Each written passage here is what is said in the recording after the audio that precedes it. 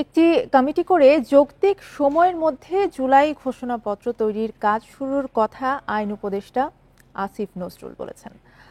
বৃহস্পতিবার প্রধান উপদেষ্টার সঙ্গে বৈঠক শেষে এই কথা বলেন তিনি। সব দল এবং অংশীজনের পরামর্শ নেওয়ার কথা বলেন বিএনপির স্থায়ী কমিটির সদস্য সালাউদ্দিন আহমেদ। তবে ঘোষণাপত্র তৈরিতে সময়ক্ষেপণ চায় না বৈষম্য বিরোধী ছাত্র আন্দোলন ও নাগরিক কমিটি। বৃহস্পতিবার বেলা 4টায় রাজধানীর ফরেন সার্ভিস একাডেমিতে প্রধান উপদেষ্টার সঙ্গে রাজনৈতিক দলগুলোর বৈঠক। উদ্দেশ্য জুলাই ঘোষণাপত্র প্রকাশ। 4টার আগে থেকে আসতে শুরু করে রাজনৈতিক দলের প্রতিনিধিরা। 4টার কিছু পরে আসেন প্রধান উপদেষ্টা অধ্যাপক মোহাম্মদ ইউনূস। 1.5 ঘন্টার বৈঠকে ঘোষণাপত্র তৈরির পদ্ধতিগত দিক নিয়ে আলোচনা হয়। 15 বছরে ফ্যাসিবাদের বিরুদ্ধে আন্দোলন করা সবার ভূমিকা তুলে ধরার সুপারিশ করে দলগুলো।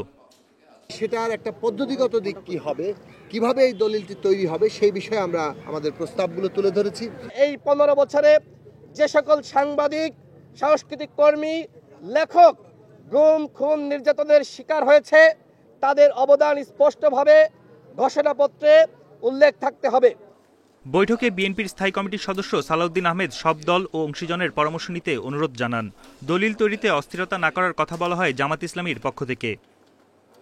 রাজনৈতিক গুরুত্ব, ঐতিহাসিক গুরুত্ব এবং আইনি গুরুত্ব কি সেগুলো নির্ধারণ করতে হবে এবং যাতে এই ঘোষণাপত্রকে কেন্দ্র করে ফ্যাসিবাদ বিরোধী যে ঐক্য সৃষ্টি হয়েছে সেখানে কোনো ফাটল সৃষ্টি না হয় সেদিকেও আমাদের লক্ষ্য রাখতে হবে।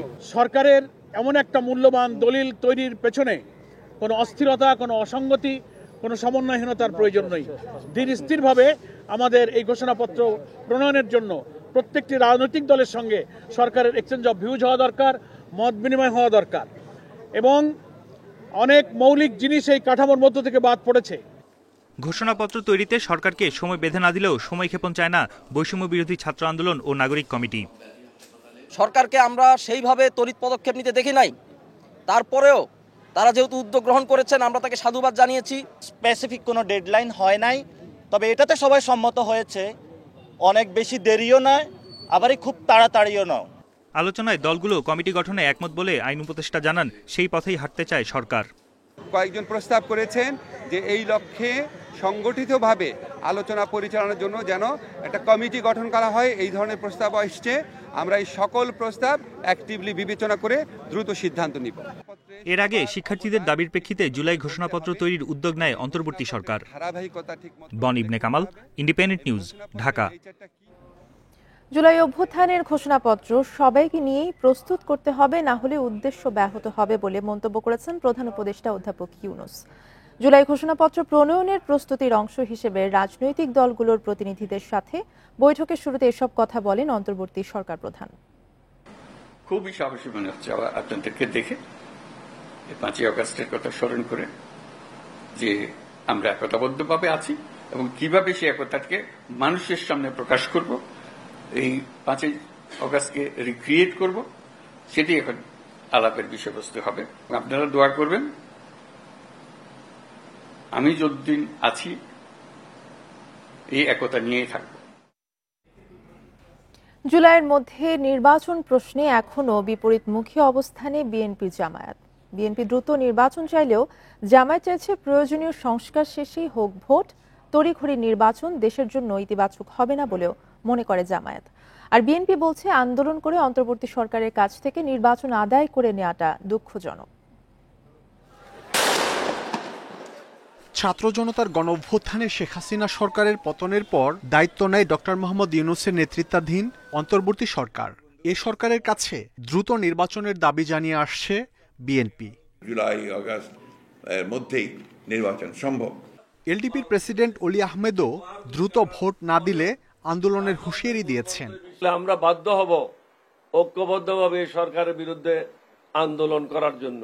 বিএনপি নেতা খন্দকার মোশাররফ হোসেন বলছেন, নির্বাচনের জন্য অনির্দিষ্টকাল অপেক্ষা করার সুযোগ নেই।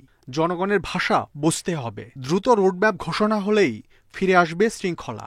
সরকার এবং নির্বাচন কমিশন যদি আন্তরিক হয় তাহলে আগস্টের মধ্যেই কিন্তু নির্বাচন সম্পন্ন করা সম্ভব। এটা আমরা দেখতে চাই, এই ঘোষণা আমরা শুনতে চাই, তারপরে আমরা সিদ্ধান্ত নিব আমরা কি পদক্ষেপ গ্রহণ করব। অনির্দিষ্ট কালের জন্য না থেকে একটা সময়ের মধ্যে বিদায় হবে, সেটা তারা কিন্তু এই রোডম্যাপের মাধ্যমে বুঝাতে পারে মানুষকে, এবং এটা রোডম্যাপটা দিলেই জনগণ নির্বাচনমুখী হয়ে যাবে। তবে দ্রুত নির্বাচন ইস্যুতে ভিন্ন সুর জামাতের। দলটির নেতারা বলছেন, গ্রহণযোগ্য নির্বাচনের জন্য পর্যাপ্ত সময় দিতে হবে অন্তর্বর্তী সরকারকে। তড়িঘড়ি করে নির্বাচনে যাওয়ার সুযোগ কি আছে? সে সুযোগটা নাই। নির্বাচনটা মানুষ চায় সংস্কারবিহীন নয়, সংস্কার করার পর। সেটার টাইম কি 6 মাস না 1 বছর না 2 বছর, এটা নিয়ে তো এখন বিতর্ক হচ্ছে। তা আমরা শর্ট টাইম যেটা বিভিন্নভাবে আলোচনা হচ্ছে, এটাকে আমরা ফিজিবল মনে করি না। সরকারকে আরেকটু সময় দিতে হবে, তবে সেটা দীর্ঘ সময় নয়, একটা যৌক্তিক সময়। দ্রুত নির্বাচনের জন্য সময় বেঁধে দেয়া নিয়ে ভিন্ন মত থাকলেও নির্দলীয় নিরপেক্ষ সরকারের অধীনে ভোট প্রশ্নে একমত বিএনপি জামাত। মাহমুদ শরীফ, ইন্ডিপেন্ডেন্ট নিউজ, ঢাকা। বিচার ও তদন্তের প্রয়োজনে জুলাই আন্দোলনের সময়ের সকল রেকর্ড স্থায়ীভাবে সংরক্ষণ করতে এনটিএমসি এবং বিটিআরসিকে নির্দেশ দিয়েছে আন্তর্জাতিক অপরাধ ট্রাইব্যুনাল। বৃহস্পতিবার এই নির্দেশ দেন আদালত। এদিকে মীর মুগ্ধ নিহতের ঘটনায় ট্রাইব্যুনালে অভিযোগ দিয়েছে তার পরিবার, তবে কোনো আসামির নাম উল্লেখ করেনি। দিন যত গড়াচ্ছে আন্তর্জাতিক অপরাধ ট্রাইব্যুনালে অভিযোগ বাড়ছে, সেই সাথে বাড়ছে বিচারের কলেবর। এখন পর্যন্ত 250-র মতো অভিযোগ দায়ের হয়েছে। এসব অভিযোগের তথ্য উপাত্ত সংগ্রহে বিভিন্ন দপ্তর চষে বেড়াচ্ছে ট্রাইব্যুনালের প্রসিকিউশন টিম ও তদন্ত সংস্থা। আন্তর্জাতিক অপরাধ ট্রাইব্যুনাল আইনে বিশেষ ক্ষমতা দেয়া থাকলেও বৃহস্পতিবার ট্রাইব্যুনাল থেকে বিশেষ আদেশ নিয়েছে প্রসিকিউশন। এতে বলা হয়েছে, তদন্ত বা বিচারের স্বার্থে যে কোনো অফিসে গুরুত্বপূর্ণ নথিপত্র চাইলে প্রসিকিউশনকে দিতে বাধ্য থাকবে। সেই সাথে এনটিএমসি এবং বিটিআরসির কাছে থাকা জুলাই আগস্টের আন্দোলনের সকল তথ্য উপাত্ত স্থায়ীভাবে সংরক্ষণ করতে নির্দেশ দিয়েছে আদালত। দ্বিতীয় আদেশ যেটা দিয়েছেন, বাংলাদেশের যতগুলো টেলিকমিউনিকেশন অপারেটরস আছে এবং ইন্টারনেট সার্ভিস প্রোভাইডার আছে, তাদের প্রতি একটা নির্দেশনা দিয়েছেন যে তারা যেন আমাদের যে তদন্ত সংস্থা আছে তারা কম্প্রিহেন্সিভ ইনভেস্টিগেশন করার জন্য তাদের network system device, IT log, sys log and other relevant digital footprints, এগুলোর ব্যাপারে যাতে তদন্ত কাজে তারা সাহায্য করেন। এদিকে জুলাই আন্দোলনে আলোচিত শহীদ মীর মুগ্ধ নিহতের ঘটনায় বিচার চেয়ে ট্রাইব্যুনালে অভিযোগ দায়ের করেছে পরিবার। ব্যক্তিগত উদ্যোগে ভিডিও ক্লিপ সহ মুগ্ধ নিহত হওয়ার বিভিন্ন তথ্য সংগ্রহ করে প্রসিকিউশনের কাছে দেয়া হয়েছে। এটা আমরা স্পষ্ট করেছি, যে ভিডিও আমরা তৈরি করেছি সিসিটিভি ফুটেজ সহ, সেই সিসিটিভি ফুটেজে স্পষ্টভাবে এটা দেখা যাচ্ছে যে পুলিশের চালানো গুলিতেই মুগ্ধর জীবন দিয়েছে। এখন আমরা তো এটুকু আশা করতে পারি যে ফরেনসিকের মাধ্যমে তারা এই চেহারাগুলো ক্লিয়ার করে একজন একজন করে নিয়ে এসে এর ন্যায় বিচার পাওয়াটা। শেখ হাসিনা দায়ী হলে শেখ হাসিনার বিরুদ্ধে যে এভিডেন্স আছে, ওই এভিডেন্স সহ উনি আইনের আওতায় আসুক, আমরা সেটা চাই। মুগ্ধের পরিবারের অভিযোগ, জুলাই হত্যাকাণ্ডের অনেক আসামিকে গ্রেপ্তার না করে উল্টো পালিয়ে যেতে সহযোগিতা করছে আইন শৃঙ্খলা বাহিনীর কেউ কেউ। Zahidul Bashar, independent news, Dhaka. ঢাকা ও দিল্লির দ্বিপাক্ষিক সব চুক্তি ভারতের ওয়েবসাইটে আছে, তবে আমলাতান্ত্রিক অদক্ষতায় বাংলাদেশে সেগুলো প্রকাশিত নয়, জানালেন মন্ত্রণালয়ের মুখপাত্র রফিকুল আলম। দুপুরে পররাষ্ট্র মন্ত্রণালয়ের সাপ্তাহিক ব্রিফিংয়ে তিনি একথা জানান। এ সময় এক প্রশ্নের জবাবে মুখপাত্র বলেন, সাবেক প্রধানমন্ত্রী শেখ হাসিনা ভারতের নাগরিকত্ব নিয়েছেন কিনা তা পররাষ্ট্র মন্ত্রণালয়ের জানা নেই। তিনি কোন ভিত্তিতে সেই দেশে অবস্থান করছেন সেটি তাদের বিবেচ্য বিষয়। এদিকে গণ অভ্যুত্থানে আহতদের বিষয়ে মুখপাত্র জানান, গুরুতর আহতদের মধ্যে 13 জন বিদেশে চিকিৎসা নিচ্ছেন। এদের মধ্যে 2 জন দেশে ফিরেছেন। উন্নত চিকিৎসার জন্য আরও 14 জনকে ভিসা দেওয়া হয়েছে। এছাড়া তিনি জানান, 21 জানুয়ারি সুইজারল্যান্ড সফরে যাচ্ছেন প্রধান উপদেষ্টা। তবে যুক্তরাষ্ট্রের নতুন প্রেসিডেন্টের শপথ অনুষ্ঠানে ওয়াশিংটনে বাংলাদেশ মিশনের প্রধান উপস্থিত থেকে দেশের প্রতিনিধিত্ব করবেন। 13 জন আহত চিকিৎসা সেবা প্রার্থীকে দেশের বাইরে উন্নত চিকিৎসা প্রদানের লক্ষ্যে পাঠানো সম্ভব হয়েছে। এর মধ্যে 2 জন চিকিৎসা সেবা গ্রহণ করে দেশে ফেরত এসেছেন। এছাড়াও 8 জানুয়ারি থেকে 16 জানুয়ারি তারিখ পর্যন্ত মোট 19 জনের ভিসা প্রক্রিয়া করা হয়েছিল। ইতিমধ্যে 14 জন ভিসা পেয়ে গেছেন। সব মামলায় খালাস পাওয়ায় 17 বছর পর কারামুক্ত হলেন সাবেক স্বরাষ্ট্র প্রতিমন্ত্রী লুৎফুজ্জামান বাবর। দুপুর 2টার দিকে তিনি মুক্তি পান বলে জানিয়েছে কারা কর্তৃপক্ষ। কারামুক্তি উপলক্ষে সকাল থেকে ঢাকা কেন্দ্রীয় কারাগারের সামনে জড়ো হন বিএনপি কর্মী সমর্থকরা। এ সময় তারা ব্যানার ফেস্টুন নিয়ে স্লোগান দেন নেতার মুক্তির আনন্দে। এর আগে মঙ্গলবার আলোচিত 10 ট্রাক অস্ত্র মামলায় লুৎফুজ্জামান বাবর সহ 5 জনকে খালাস দেয় হাইকোর্ট। 2004 সালের 1 এপ্রিল চট্টগ্রামের CUFL ঘাট থেকে আটক করা হয় 10 ট্রাক অস্ত্রের চালান। পরে কর্ণফুলী থানায় অস্ত্র ও বিশেষ ক্ষমতা আইনে চোরাচালানের অভিযোগে 2টি মামলা হয়।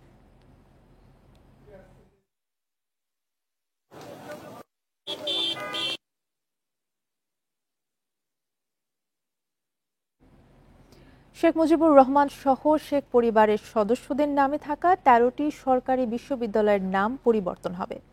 সরকারের এই সিদ্ধান্তের কথা নিজের ফেসবুক পেজে জানিয়েছেন স্থানীয় সরকার উপদেষ্টা আসিফ মাহমুদ সজীব ভুইয়া।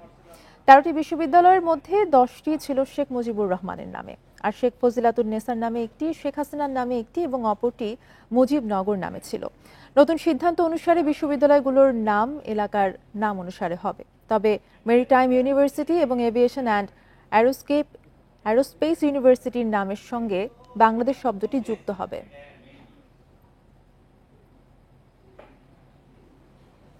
রেস্তোরাঁয় আগের 5% ভ্যাটই বহাল থাকছে। নতুন করে যোগ করা বাড়তি ভ্যাট প্রত্যাহার করে রোববার অধ্যাদেশ জারি করবে এনবিআর। বৃহস্পতিবার এই তথ্য জানায় রাজস্ব বোর্ড। এদিকে পোশাক, ওষুধ সহ বেশ কয়েকটি পণ্যের ভ্যাট পুনর্বিবেচনার ঘোষণা দিয়েছেন অর্থ উপদেষ্টা। 9 জানুয়ারি শতাধিক পণ্যের ওপর সম্পূরক শুল্ক ও ভ্যাট বাড়িয়ে অধ্যাদেশ জারি করে জাতীয় রাজস্ব বোর্ড, যার মধ্যে রেস্তোরাঁয় ভ্যাট 5% থেকে বাড়িয়ে 15% করা হয়। এমন সিদ্ধান্তের প্রতিবাদে রাজস্ব ভবনের সামনে মানববন্ধন করে রেস্তোরাঁ মালিক সমিতি।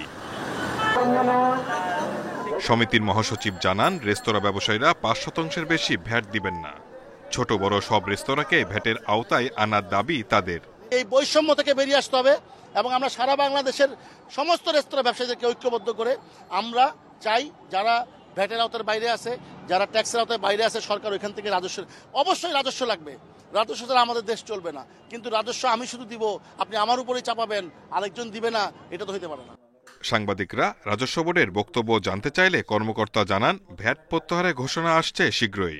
তবে ভাসমান রেস্তোরাঁ ভ্যাটের আওতায় বাইরে থাকবে। সরকার কর্তৃক ইতিমধ্যে সিদ্ধান্ত গ্রহণ করা হয়েছে যে রেস্তোরাঁ সেবার ক্ষেত্রে ভ্যাটের হার আগের মতোই 5% বহাল থাকবে এবং ইতিমধ্যে সরকার কর্তৃক নির্দেশনা পেয়ে জাতীয় রাজস্ব বোর্ড ইতিমধ্যে কার্যক্রম গ্রহণ করেছে এবং সে লক্ষ্যে একটি প্রজ্ঞাপন অতি শীঘ্রই জারি করা হবে। আজকে আমরা রিভিউ করেছি, কিছু কিছু ফ্যাক্টরটা আমরা পরে জানতে পারবেন। আদেশ আসবে কয়েকটা জিনিস, অত্যাবশ্যক না কিছু কিছু যেমন রেস্টুরেন্টের উপর আমরা বলেছি, তারপরে ওষুধের ব্যাপারে, তারপরে আপনার আরও কয়েকটা আমরা দেখতে পারেন মোটামুটি সাশ্রয়ী। পরে রাজস্ব বোর্ডের ভ্যাট প্রত্যাহারের এমন সিদ্ধান্তকে স্বাগত জানায় রেস্তোরাঁ মালিক সমিতি। Shahid Ahmed, independent news, Dhaka. মতিঝিলে হামলায় জড়িতদের গ্রেফতার ও বিচারের দাবিতে সংক্ষুব্ধ পাহাড়ি ছাত্র জনতার বিক্ষোভে লাঠিচার্জ ও ছত্রভঙ্গ করে দিয়েছে পুলিশ। এতে আহত হয়েছে 10 জন। এই ঘটনাকে অন্তর্বর্তী সরকারের ফ্যাসিবাদী আচরণ বলে সমালোচনা করেছেন প্রগতিশীল ছাত্র সংগঠন ও শিক্ষকরা। তারা বলেন, মাত্র 4.5 মাসে জুলাই অভ্যুত্থানের চেতনা নষ্টের পায়তারা চলছে।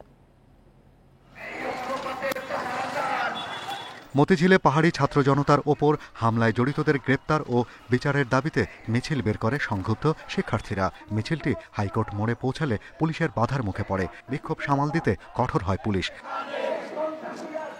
শিক্ষা ভবন ও ঢাকা বিশ্ববিদ্যালয়ের শহীদুল্লাহ হলের পাশে আরেক দফা চড়াও হয় পুলিশ।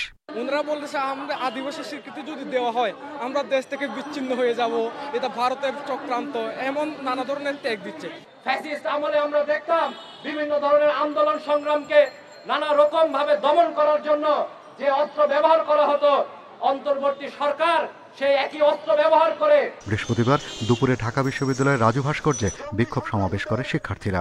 এতে অংশ নেন সেখানকার আদিবাসী ও প্রগতিশীল ছাত্র সংগঠন ও শিক্ষকরা। তারা বলেন, সন্ত্রাসী কর্মকাণ্ডে জড়িত থাকায় স্টুডেন্টস ফর সভারেন্টি নামের সংগঠনটির বিরুদ্ধে ব্যবস্থা নিতে হবে। আমাদের উপর যে সংগঠন আক্রমণ করেছে সেই সংগঠন ঢাকা বিশ্ববিদ্যালয় থেকে প্রতিষ্ঠিত হওয়া, কিন্তু দুর্ভাগ্যজনকভাবে আমাদের বিশ্ববিদ্যালয় কর্তৃপক্ষ এখন পর্যন্ত তাদের ব্যাপারে কোনো ধরনের পদক্ষেপ নেয়নি। অন্তর্বর্তীকালীন সরকার যদি পূর্বের স্বৈরাচারী শাসকের মতো গতকালের হামলার ঘটনা ধামাচাপা দেওয়ার চেষ্টা করে তাহলে তার পরিণাম ভালো হবে না। সুন্দর বাংলাদেশ গড়ার বিরুদ্ধে যারাই দাঁড়াচ্ছে আমরা সেটা প্রতিহত করব। শিক্ষকরা বলেন, জুলাই অভ্যুত্থানে জাতি ধর্মের ঊর্ধ্বে বৈষম্যহীন একটি রাষ্ট্র গঠন ছিল প্রধান অঙ্গীকার। মাত্র 4.5 মাসে সেই চেতনা নষ্টের পায়তারা চলছে। আমাদের স্বপ্ন বাস্তবায়ন করার যারা দায়িত্ব নিয়েছেন তারা যদি এই দায়িত্ব পালন না করতে পারেন তাহলে তো আসলে আমাদের হাতে আপনারা কি অপশন রাখছেন? জাতীয় শিক্ষাক্রম ও পাঠ্যপুস্তকে আদিবাসী গ্রাফিতি স্থাপন ও হামলার বিচারের দাবিতে শনিবার কেন্দ্রীয় শহীদ মিনারে সংহতি সমাবেশের ডাক দিয়েছে আদিবাসী শিক্ষার্থীরা। Shahriar Anirban, independent news, Dhaka. ঢাকায় সংক্ষুব্ধ আদিবাসী ছাত্র জনতার ওপর হামলার প্রতিবাদে খাগড়াছড়ির রাঙামাটি এবং বান্দরবানে বিক্ষোভ মিছিল ও সমাবেশ করেছে পাহাড়ি শিক্ষার্থীরা। সকালে খাগড়াছড়ি সরকারি কলেজ থেকে সংক্ষুব্ধ আদিবাসী ছাত্র জনতার ব্যানারে এই কর্মসূচির আয়োজন করা হয়। শুরুতে একটি মিছিল শহরের শাপলা চত্বর ঘুরে চেঙ্গি স্কোয়ারে গিয়ে শেষ হয়। পরে সমাবেশে বক্তারা অভিযোগ করেন, পাহাড়িদের দাবি আদায়ের আন্দোলন দমন পীড়নে বন্ধ করার চেষ্টা করা হচ্ছে। দোষীদের গ্রেফতার ও বিচারের দাবিতে রাঙামাটিতেও বিক্ষোভ সমাবেশ অনুষ্ঠিত হয়েছে। সকালে সংক্ষুব্ধ আদিবাসী ছাত্র জনতার ব্যানারে শহরের জিমনেশিয়াম এলাকায় সমাবেশের আয়োজন করা হয়।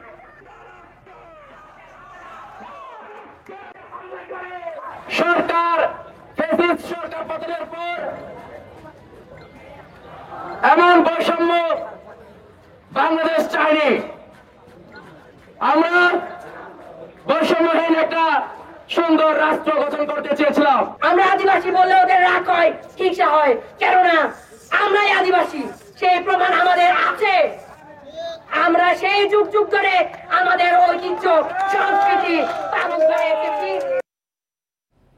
জাতীয় পরিচয়পত্র নিবন্ধন কার্যক্রম নির্বাচন কমিশনের অধীনেই থাকছে। এনআইডি নিবন্ধন আইন 2023 বাতিলের সিদ্ধান্ত নিয়েছে উপদেষ্টা পরিষদ। বৃহস্পতিবার উপদেষ্টা পরিষদের বৈঠকে এ নিয়ে আলোচনা হয়। আইনটি বাতিল করতে বুধবার মন্ত্রী পরিষদ সচিবকে চিঠি দেয় নির্বাচন কমিশন। জাতীয় পরিচয়পত্রের কার্যক্রম ইসির কাছ থেকে স্বরাষ্ট্র মন্ত্রণালয়ের সুরক্ষা সেবা বিভাগের অধীনে নিতে 2023 সালে আইনটি করেছিল আওয়ামী লীগ সরকার। এ নিয়ে বিভিন্ন মহলের সমালোচনাও হয় সে সময়। সুশীল সমাজের পক্ষ থেকেও এনআইডির কাজ নির্বাচন কমিশনের হাতে রাখার দাবি তোলা হয়েছিল, তবে কোনো সমালোচনা দাবি কাজে আসেনি।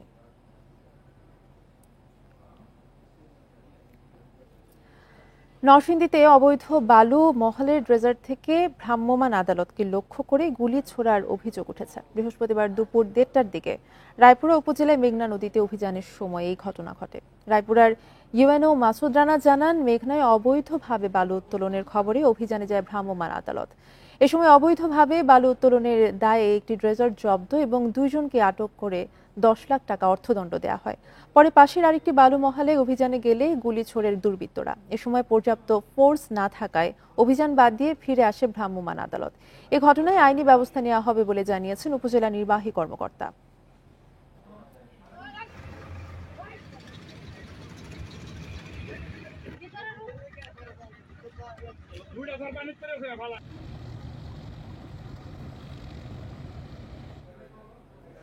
শাহজালাল বিমানবন্দরের 3rd টার্মিনাল আগামী নভেম্বরে যাত্রীদের জন্য খুলে দেওয়ার পরিকল্পনা বেসামরিক বিমান চলাচল কর্তৃপক্ষের।